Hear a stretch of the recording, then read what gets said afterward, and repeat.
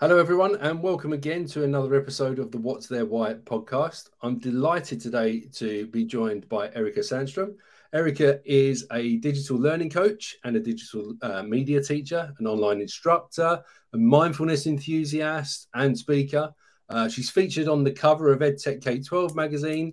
She's otherwise known as Green Screen Gal on Twitter and is also the founder of the Green Screen Summit. So welcome, Erika. Well, thank you so much, Darren. I'm so grateful to be here. This is amazing. It's great to have you. It's one of those things. I think we've probably kind of been in contact in one way, shape, or form, probably about the last 4 years. But I think it's the first time we've actually met, isn't it? Yes, it is the first time. I know. I was thinking about that. I'm like, have we met yet? Yeah, definitely know who you are.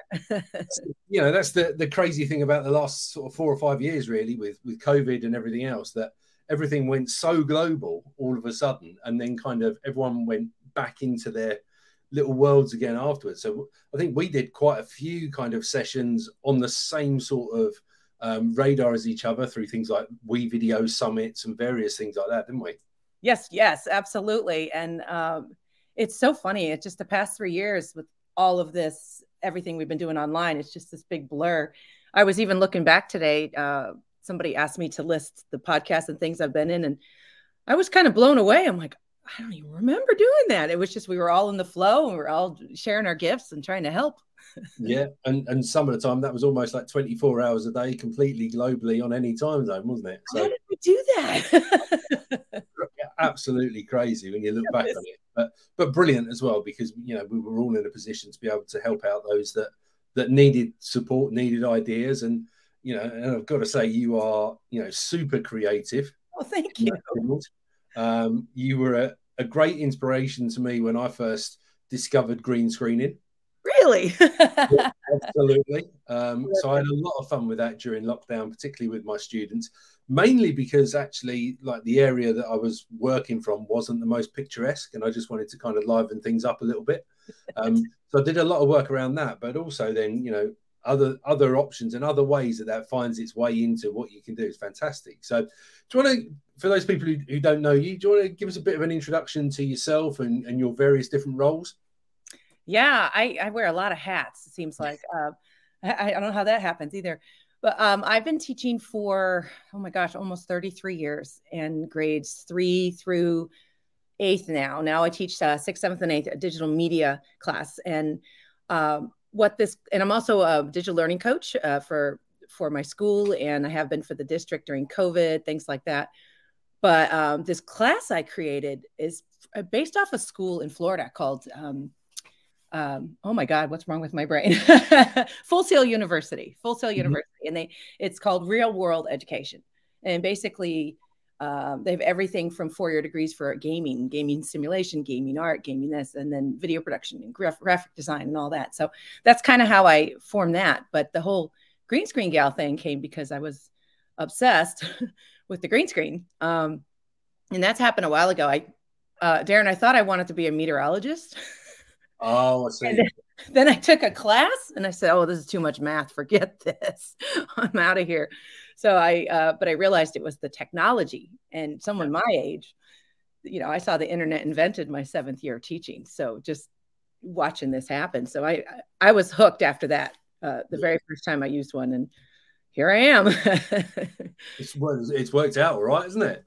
Yeah. I actually saw a picture of myself at 8 years old, and I was wearing this green color, bright Kelly green. And I'm like, was this meant to be, you know? But it's not just the green screen, it's creative media. But being able, you know, the best thing about it, as you know, you just even said it, is play. These kids need to play and get off their devices. Yeah. So that was a very long background. Sorry. That's fine. I think it's really interesting as well for those people who are watching and listening, you know, who are, you know, in a UK or European audience kind of thing.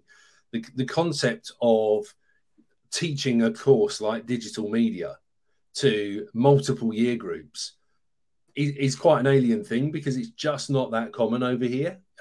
Occasionally things like creative iMedia and things are available as GCSE exam courses for the final 2 years that they're in school, but it's certainly not widely available. So is that much more of a bigger thing in the States? You mean green screen or just the green screen in general? Digital media as a Oh, digital media. Yeah.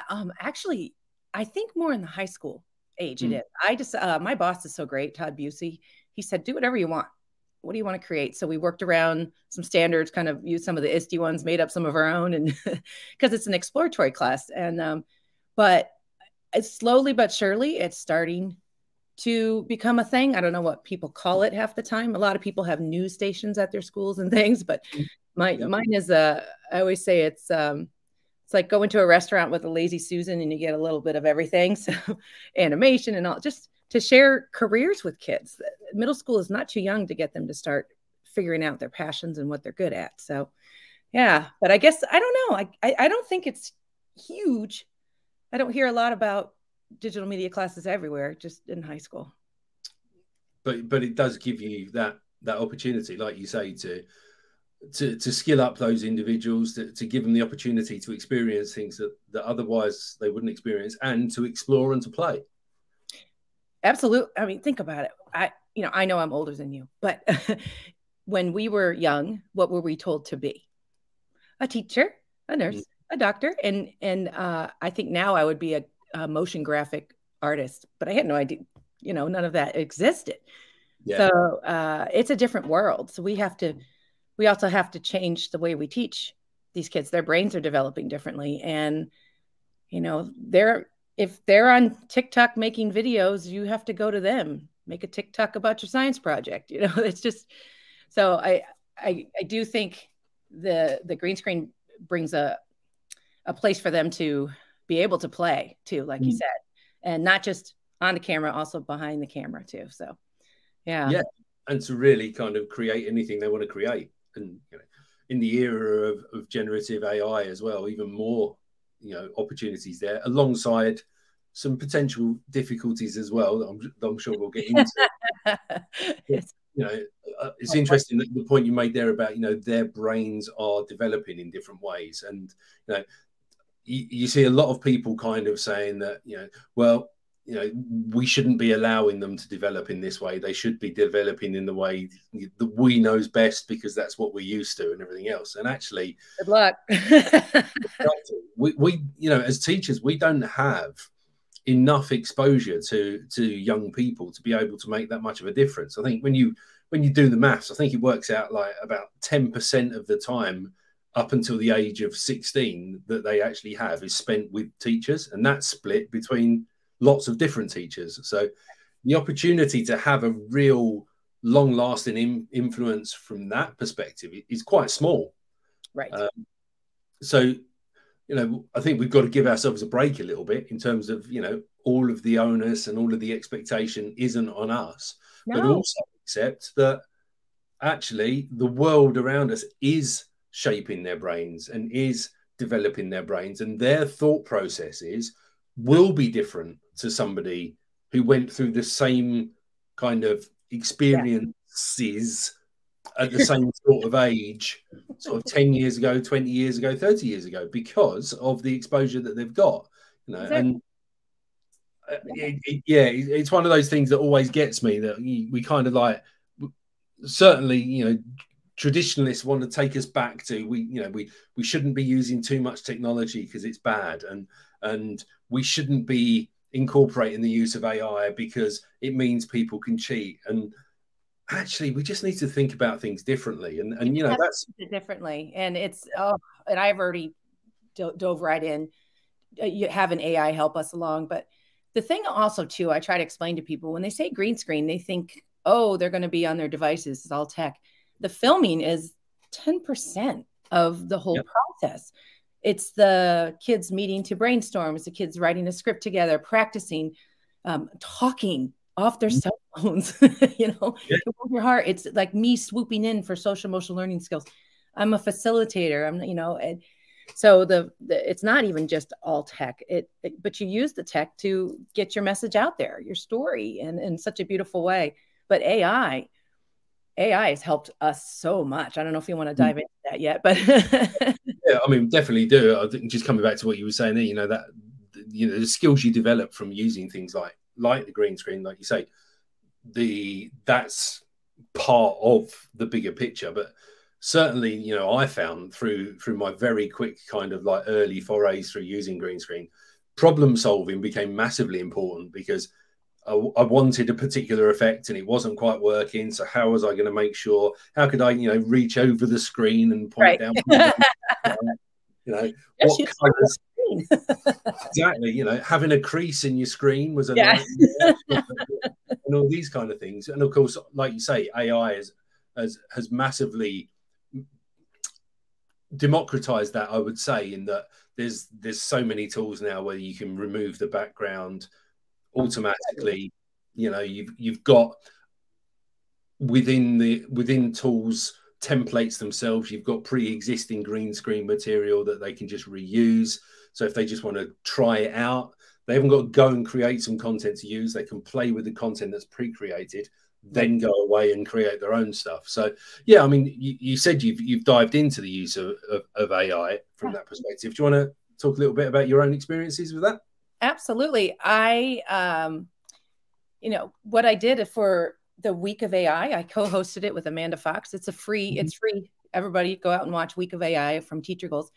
As I dove into the video production process, and I challenged myself to find a tool or tools for each step of the process. And I was blown away what's available. Now, when you mentioned, you know, just removing background, absolutely. People have said to me already, oh, are you going to need a green screen anymore? The thing is, the green screen, actually, chroma key is still working better than AI, but it's not just about the background. It's about the experience. It's like being on stage. It's giving these kids the confidence to, and they actually do better when they film on the green screen than they don't film when they film off of it. It's not the same experience, lighting, everything.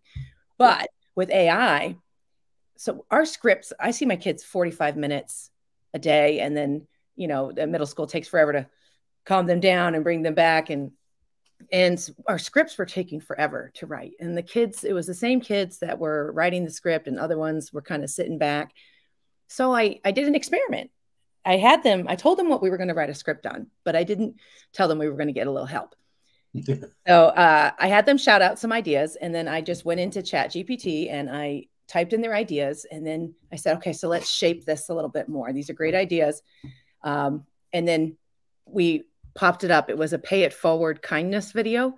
And what it did for them, then I thought, okay, there's their ideas and script. And then they just jumped up out of their chairs, all of them. They're coming up to the board. Okay, can you ask it to add this? Okay, no, I want dialogue. No, actually, in my part, I don't want dialogue. What can we do?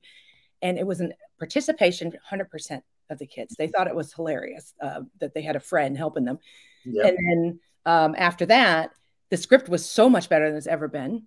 We got to filming faster. And then we were trying to come up with backgrounds that didn't exist. So using AI for that. Yep. It's very magical. Music, we made our own music in AI, and they loved that. And sound effects, I could go on, but it's like each step, even the storyboarding programs out there that have, I'm trying to remember the name of the one I used, my brain. I'm going to come back to that. But what else did we use? Oh my gosh, I had all these listed. It's one where you can create a dream world. Starts with a B. It'll come to me. Blockade. Blockade. Thank you very much. Thank you very much. I had it written. Also, things like scribble diffusion. I had a student say, I need a path that we need to walk down with trees on the side, and I need it to face this way. So they drew it in scribble diffusion. Bam! We had a wonderful thing, and we even used Scribbly for some animation and hysterical characters we put in our stories. I could go on. There's just so many opportunities, but their projects definitely were quicker. Yeah. But they were more rich, they were more creative, and I had more participation, and the kids had such confidence in their own ideas as being good.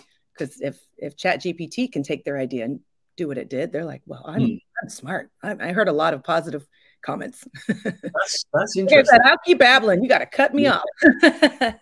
It's almost like there's that kind of intrinsic validation that because a computer program is able to take my words and turn it into something, I must be doing a good job. And actually, that's easily overlooked, isn't it? It's very much overlooked. And if you want a kid to write an essay, have them break one down that they got from ChatGPT and do a backwards lesson on it. And then say, okay, now make it make it better, make it sound like you, you know. And then there's just so many ways to use it and to let go of the fear. A lot of that talk is fear. And when teachers realize that, we're just talking about for the kids right now, but when teachers realize that they can get many hours back in their life and have dinner with their family, doing things that they already know how to do, they've done a million times, it's like having an assistant, which we all deserve. And the more, and that's usually how I help teachers get past that fear. I'll take something that they're doing and you know, all their papers just got checked for errors, and all the papers are done, and then they can go in and. I must admit, it's even just the little things for me, like, you know, when I write a blog post or something like that, I used to spend quite a lot of time searching for an image to go with it that was appropriate, that had the right permissions to be able to be shared, commercial licenses, and this, that, and the other. So now it's much easier to just go straight into a text-to-image generator, kind of type in what I want, whether that's Adobe Firefly or Canvas text-to-image or whatever it might be, and then just say, yeah, create that image for me. And it's 100% original and fresh and exactly what I'm looking for, and done in a fraction of the time. Fraction of the time. And how I explain that to people too, that are even my father. I just got my 84-year-old father into it. First, he gave me the whole speech. Oh, that's cheating. Da, da, da, da. I said, Dad, what is something that you've done a million times and you don't want to do it again? He goes, no more recommendation letters. I'm like, okay, let me show you something. You have written one. You need to save your brain space to learn new things. So you've already done this before. But what he ended up doing is he said, okay, I have a challenge for you. I'm like, okay. And I knew how good it was going to come out, but he didn't. Yeah. He said, write a grant for a replacement of a seawall in Crystal River, Florida, blah, blah, blah. And he kept shouting off things. And then when I hit enter, I can't say the words on air, what he said, but I said, is this amazing or what? And he said, this is bleep, bleep amazing. So, and, but with the kids, it's just in how you use it. But teachers need to use it to help themselves too. So that just, that's why I really liked the week of AI. I kind of touched on every single one of those points. Absolutely. And I was able to tap into some of that. And obviously Dan Fitzpatrick, who I've worked with closely before, was part of that as well. And he's been doing some great work looking at AI. And I've particularly been doing some work within our trust and a few other places around the ethics of AI and that kind of measured and responsible approach to using it. Because, it's not a case of turn it on or turn it off. That, you've got decisions you can make and you can choose who's got access and who hasn't, what for and when. And it's just a question, like you say, of kind of getting rid of some of that fear and actually experimenting. Because for me, in a large number of cases, it's no different to kind of saying, well, here's an exemplar. Right. Now write one of your own. Right. It's absolutely no different. And as a language, we've been doing it for years. I don't know what. Yeah. Exactly. I mean, what do you mean you didn't look up a recommendation letter sample? Come on. I was a language teacher, so there were quite often times where I'd want a particular text or whatever to test my students' learning on, and I'd look in a textbook and I'd look online, and there was very rarely was there a text that absolutely fitted exactly the language that I wanted to test them on, with a little bit of extra that I wanted them to see if they could work out through context and all that kind of thing. And I used to have to sit and create them for myself. And those probably, to get to what I wanted, probably would have taken me half an hour, maybe longer, to go, yeah, I've got what I want now, that's what I'm going to use. And then I would have prettied it all up and made it look like something that had come straight from a textbook. Right. Whereas now, of course, you just punch it in and, check it, make sure you're happy and confident with the output, and then away you go. So, yeah, the time savings are phenomenal, aren't they? I'm planning a trip right now with it. It's planned everything out. Yes. Yeah. Yes. There's so many things for your personal life too. And, we've been using Siri forever and Alexa. I mean, but at the level it is now, it's so great. Just embrace it. I tell teachers, just embrace it, because once you're hooked, you'll be fine. And you'll figure out how to be ethical, and creative with it. So, yeah. And I think the other thing we got to bear in mind as well is, when we're dealing with young people, they're not easily fooled, despite what people think. And I know, I saw, it was a couple of days ago, I saw an article online where they were saying that there's already a drop off in terms of the young people's interaction with My AI on Snapchat. Yeah, because they've all kind of like jumped on and used it, yes, and gone, oh, this is amazing, and then very quickly got bored with it because it's not doing anything that they can't get elsewhere. right. So the vast majority are kind of just going, oh, yeah, well, that's nice, but it's a bit of a gimmick.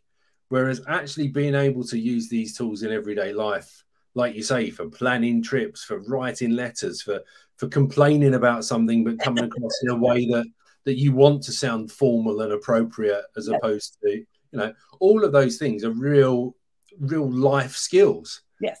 And actually, and why shouldn't we be supporting our young people in learning to do those things? Exactly.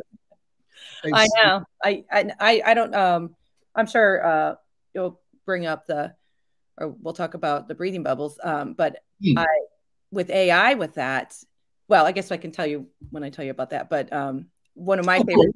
Let's dive into a little bit of clickbait then. Go on, breathing bubbles. Yeah, because people ask me all the time, what is this breathing bubble stuff? And so basically a breathing bubble is a tool for breathing techniques. It's a simple tool of inhale and the bubble expands, and hold your breath at the top, because that's really important to get you out of fight or flight.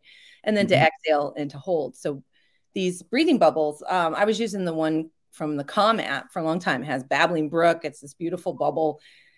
And just right when COVID hit, the stress, I was using it a lot. And I started staring at the bubble, and I was like, you know what? It would be so cool if I could have something inside that bubble that brings peace to me personally, like a picture of my cat, or a video of a beach that I love, or something like that. And it just turned into this whole hashtag, my breathing bubble. And Canva is one of my favorite ones to make it. But I made templates and all of these programs so kids can just plug in their personal information, their personal footage, and they have this personalized breathing bubble. And it's just blown my mind what it's done for students, and just the testimonials from kids. I literally had a student who's a senior in high school text me today, an hour before this show, saying, Ms. Sandstrom, can you send me some of your breathing techniques and bubbles? I'm having a really rough day, and I don't have mine with me, and could you just send me one? So I'm like sending her bubbles. But what's so cool is the kids, like there's one kid, Jeremy. I love Jeremy. He loves basketball. He loves the Celtics. I live in Boston. He loves the Celtics. He goes nuts when they play, though. He says that he's almost broken his TV. I think he said, he says, I've learned to do this, Miss Sandstrom. My dad and I, we just go crazy. So he made a bubble out of a basketball that literally is the bubble. How creative, right? Yeah. And then he also has his dog in there for the hold for 3 seconds. His dog's jumping around. And he says he was even writing me over the summer. He said, Miss Sandstrom, I use that thing before the game. As soon as they start to lose, halftime, I make my dad do it with me. But the reason I brought it up now is because the AI. What's so beautiful is, I mean, especially for someone my age, and I don't even want to say yours, but I have memories from my childhood I don't have pictures of. Yeah. We had this really long driveway in Connecticut, and we had this giant boulder next to trees with vines that was our fort. This thing was magical. And I wanted to recreate that for one of my bubbles, because I had a picture of me at 5. I do that with adults a lot. I make them, for negative self-talk, put a picture of themselves at 5 years old in their bubble. But anyway, I recreated my boulder and the whole thing with Canva text to image. And that's what the kids have been doing, is recreate. I make them think about a memory that they might not have a picture of or a video. Yeah. Wow. That's really I hadn't even thought of going down those lines, but yeah, absolutely. Yeah. Because like yourself, I'm not blessed with loads and loads of photos of when I was younger or anything like that. So actually those memories are still just as vivid in my mind, but I can't really look at them, and to be able to turn them into, like you say, something like a breathing bubble, great motivator for the students, because it's personalized to them, helps them not only to engage within the breathing bubble, but then with what's going on outside of that, either side of it as well. I think that's fantastic. And thank you. I'm going to try. Oh, I'm going to be sending you the template. I want you to make your own. And I have a lot of adults doing it. I'm trying to get them out there to share with anybody who wants to learn. And yeah, but what's so fun is to watch the kids when they're making their bubbles, because the template, you have to practice the timing. yeah. So all of them are inhale and exhale. I'm watching them all slump in their chairs. They're like, I'm so relaxed, Miss Sandstrom. I really like this lesson, you know. So that's actually, it's not even just about the bubble. It's about the process of creating one, the process of loving yourself enough to do something that's going to help you. You know, right before a test, I teach them about what happens with fight or flight. You might study, but the anxiety of going into the test, you forget the answers. So we need to put your front lobe, you know, back together, and going on the mound before pitching, onto the field, onto the stage for dancing. So it's been so successful with the kids, as simple as it is. It's a simple tool, whether you have the visual bubble or not, just to know how to do 1 full minute of breathing and holding your breath. You know, simple works, doesn't it? And so important, particularly, you know, off the back of COVID and everything else, where mental health issues are massively on the rise, and particularly things around anxiety and all those kind of things. Super helpful to be able to empower not just young people, but anyone to actually take control again, even if it's just for that 1 minute. That can make such a difference, can't it? It can. I teach an online thing. It's called Decompression Session. Wakelet has it. Ooh, it's free, a decompression session. And I teach chair yoga for educators and for your students. We also do some breathing techniques where I've come up with some friends too. We came up with some fun ways to breathe throughout your day. For example, if you're at a red stoplight, there's a breathing technique of thirds. We can try. You can inhale for 1/3 and hold it. Inhale for 2 and hold it. Inhale to the top of your head.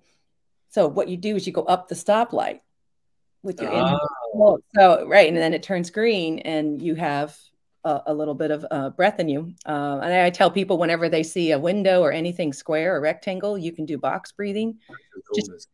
Just even the screen right here, you know. So, and it's very normal in my class. This isn't just for the kids, it's for me. I teach middle school, so I don't need to tell you how difficult that is.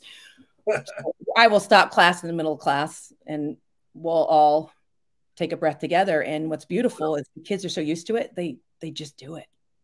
We got to get the energy down here, folks. We're going to do, you know, half a bubble or the whole thing.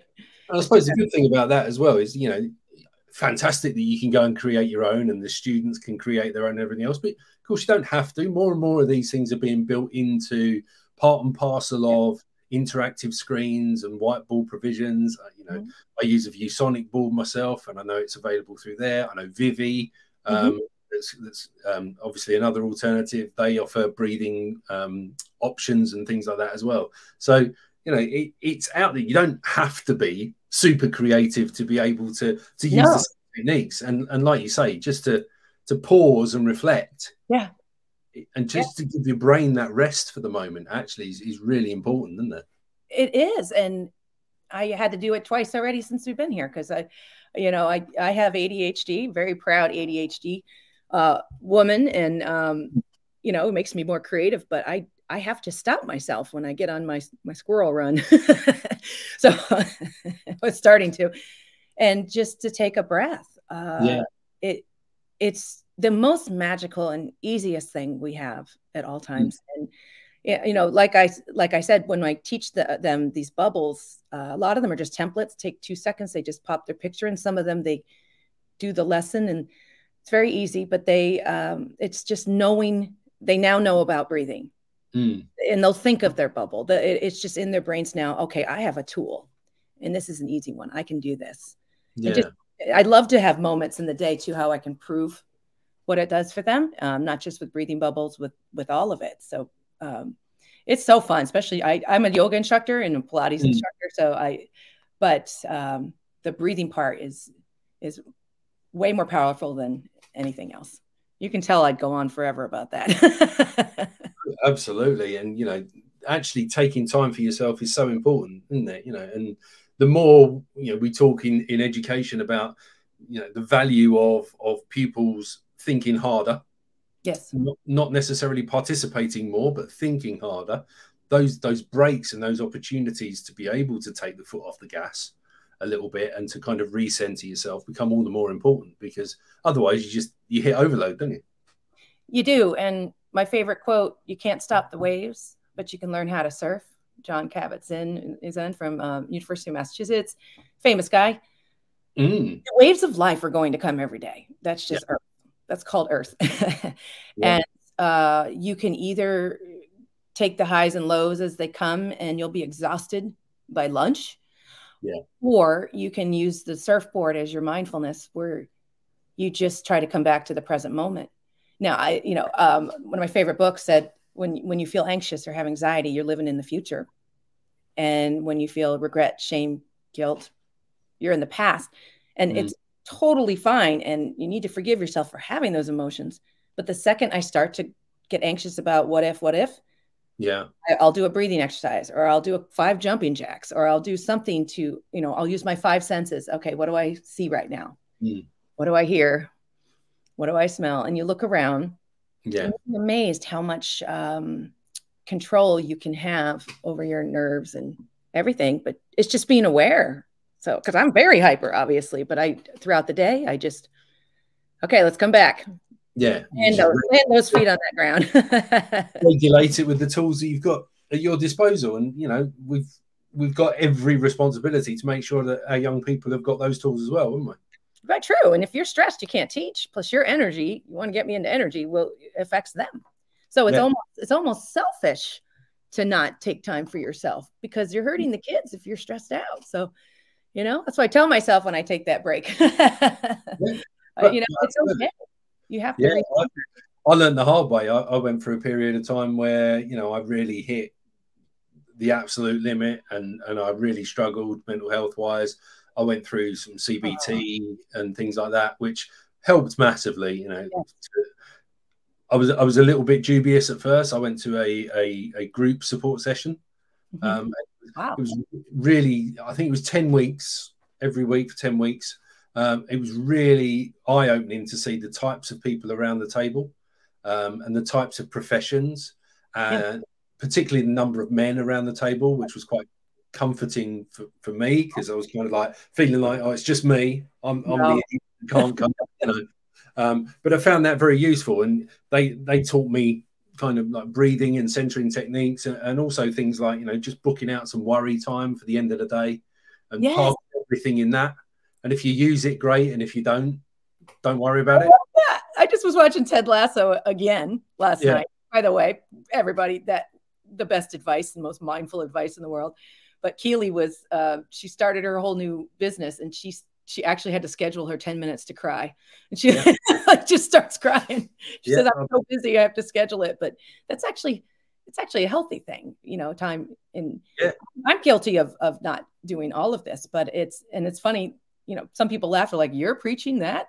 I'm like, I know, but it has been a journey for myself. And it's just so magical once you forgive yourself for having emotions and just recenter yourself. I mean, dis-ease causes disease. It's simple. That's good.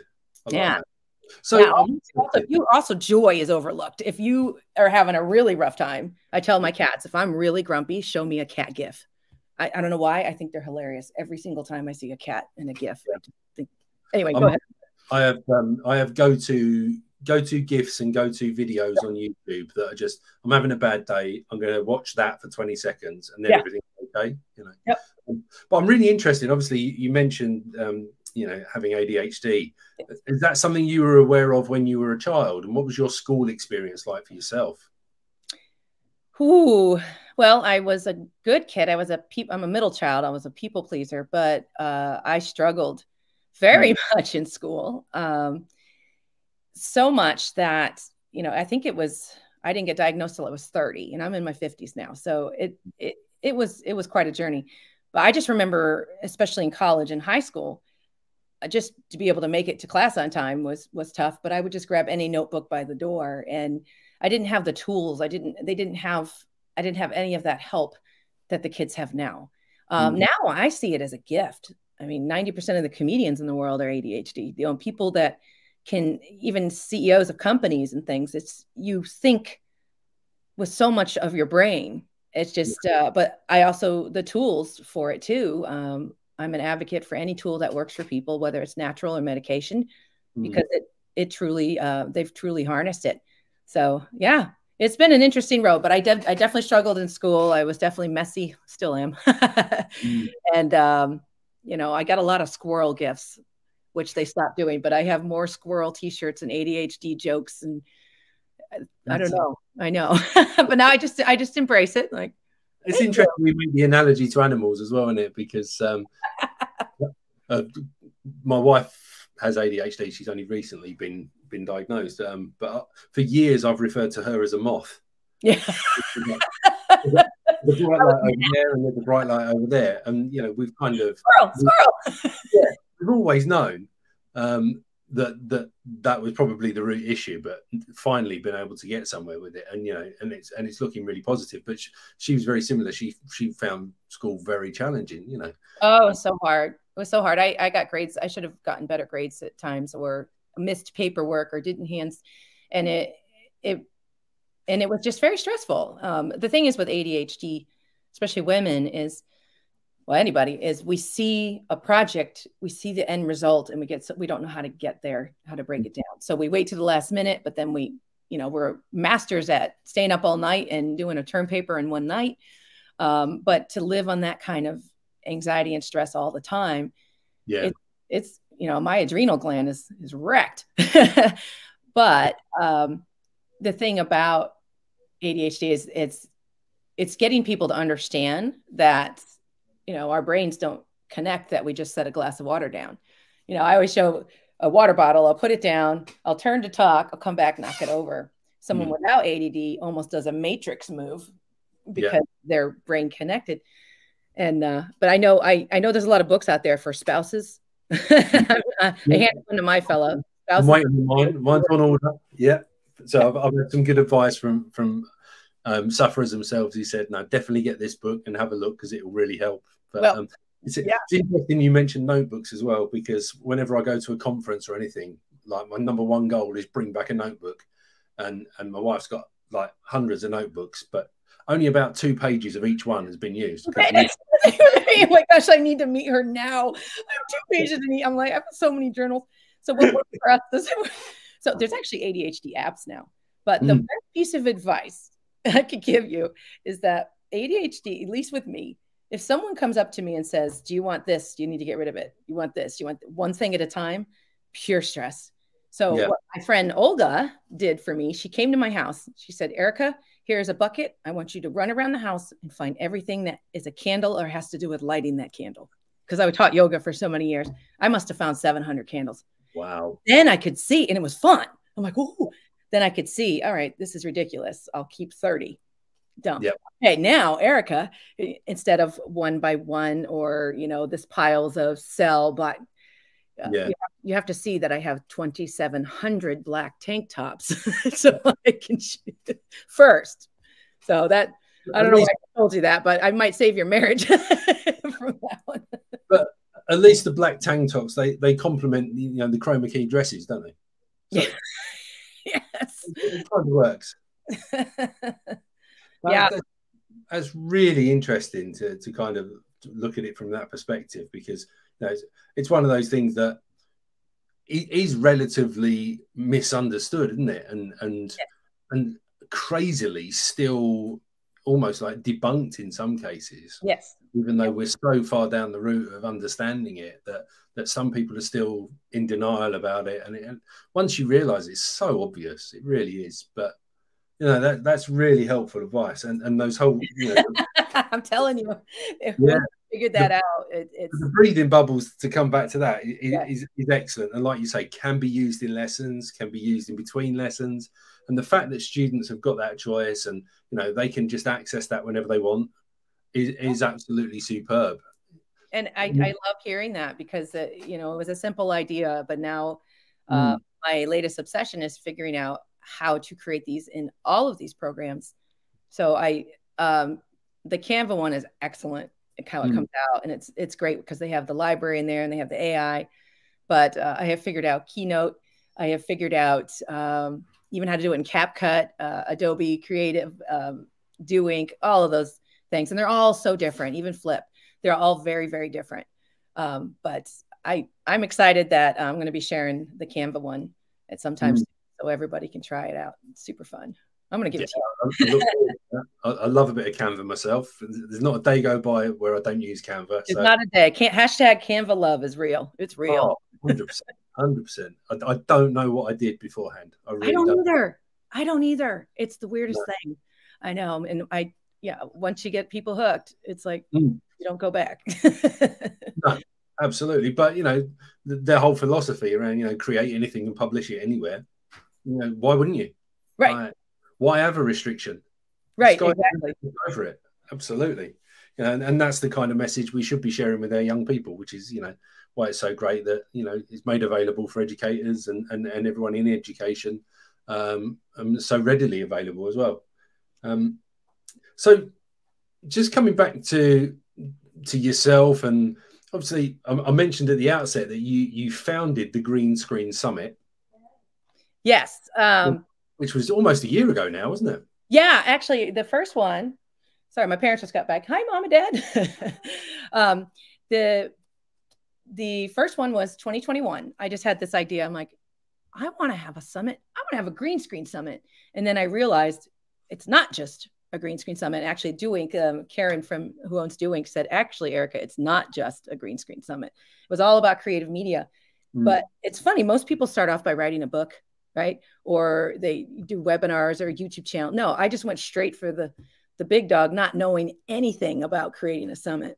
Wow. It's a lot of work, but it's worth it. So Manny Curiel was my first co-host. He now runs it. Yeah. And then Trisha Fugelstad did this past year. The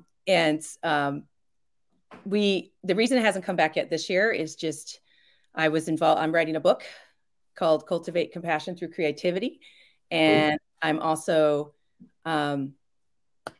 doing a bunch of webinars, also did AI, all these things. So I just said, I'm going to try to bring it back in the fall or early winter and do it a little bit differently to get more people involved, because I just want to get a green screen in every single classroom on this planet somehow. We're going to have to figure it out.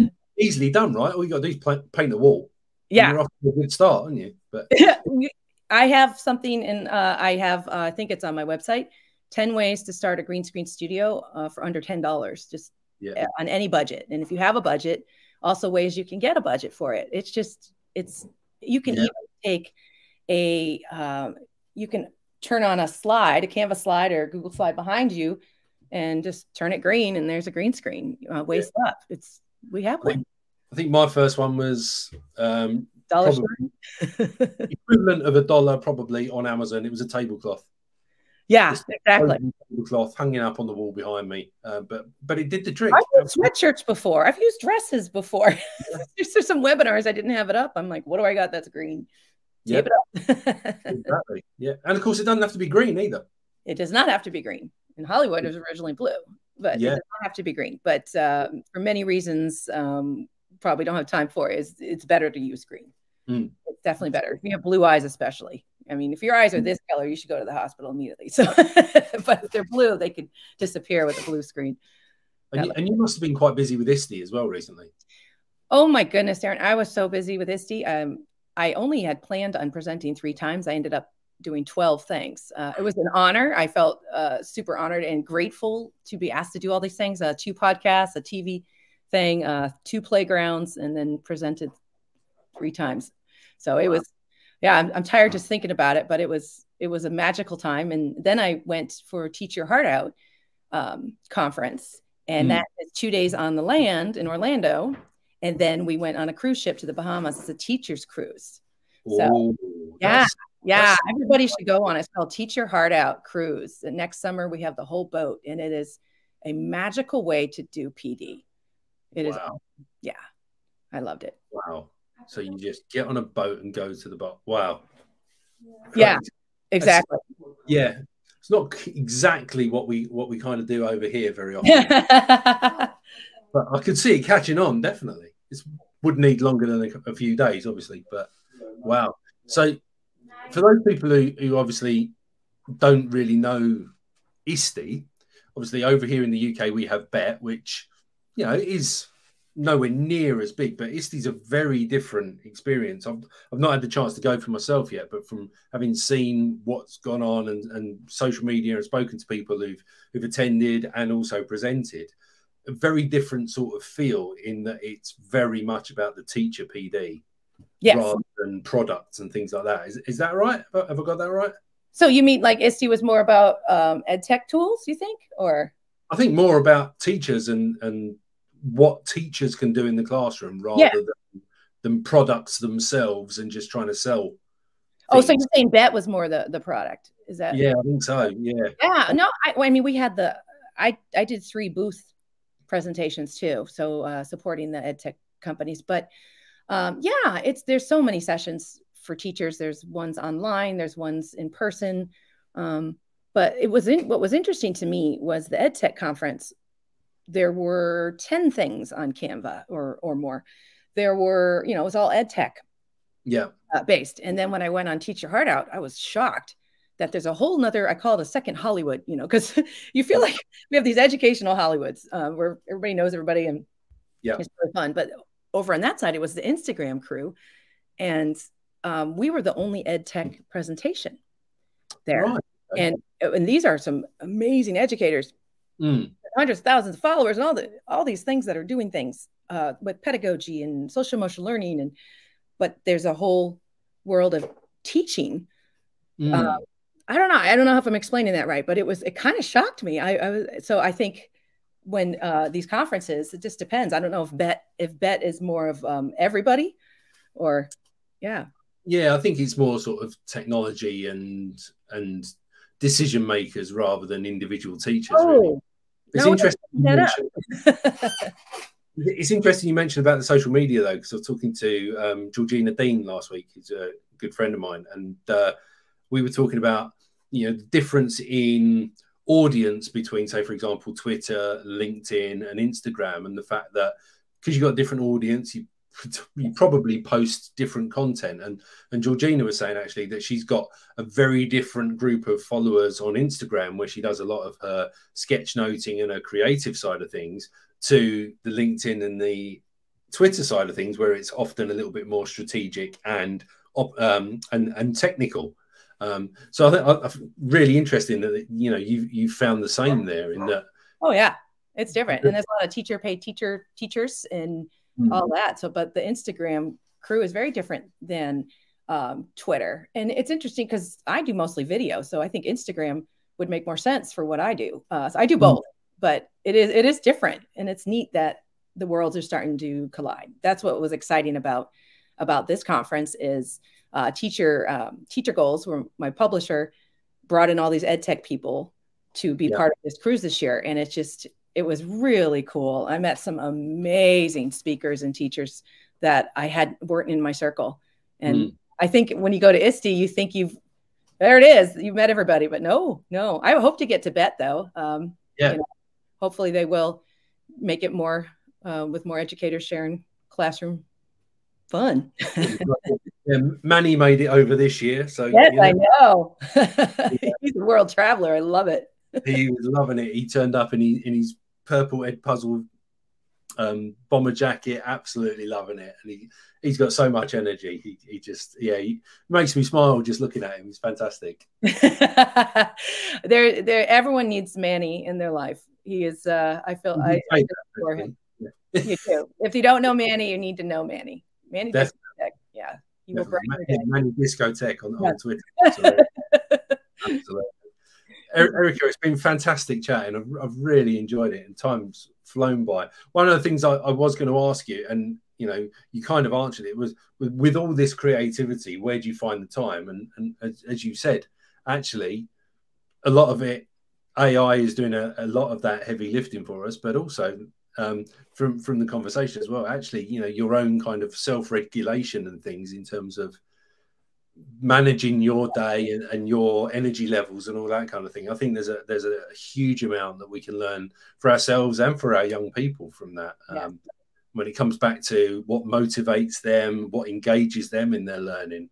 I think that's something that we all need to be really aware of and really mindful of. Yeah. And breathing bubbles, I can't wait to have a look at those because I'm definitely going to be having a look, and I'm definitely going to be sharing them with my wife, 100%. So. Yeah, I need her number. We need to talk. It's nice to be understood, and but it's a daily thing for me. But regulating yourself, it's because I know how my energy can affect my students and others. So it's important to teach that to your kids and to be more real with them. But breaks, I mean, they take naps in Europe, right? In Italy, what are we doing? We're killing ourselves. So please stop and become more of a facilitator, and teacher self-care is huge right now. So hopefully people can start to jump into that more this year. That's my hope. Decompression session. Yes. You can't pour from an empty cup, can you? No, you cannot. And also teachers need to learn to receive. Learn to receive help from others. Learn to receive the gifts of some self-care, because they are coming your way. A lot of administrators are so on board with this. And take advantage of those things they're trying to bring to you, because we have a lot of free things that come to our district, but a lot of teachers don't always jump on it. There was a free yoga class every Monday down in the cafeteria after school. Jump in. They're there. They're helping. I know they are. And like you say, the mindset and the intention from leadership to try and reduce workload and to improve work-life balance, that's definitely come a long way in the last sort of 12 to 24 months, I think, and will continue to do so. So, like you say, take advantage when it's offered. Free bagels in the office. Let's go. I have one on my Instagram where I'm doing this funny photo trick where I'm diving down the stairs for bagels. Why not? Whatever. Watch a cat gift then. Just stop your class and bring the boy up. Anything you have to do. Wow. Well, Erika, thank you so much for giving up your time and your morning. It's been great chatting to you and great to finally meet in person. So I just want to say a huge thank you and thanks to everybody for tuning in, for listening and watching as well. And see you on the next episode. But for now, thanks ever so much, everybody. And thank you, Erika, as well. Thank you so much. I'm so grateful. This was wonderful. Cheers. Bye, everyone. Ciao.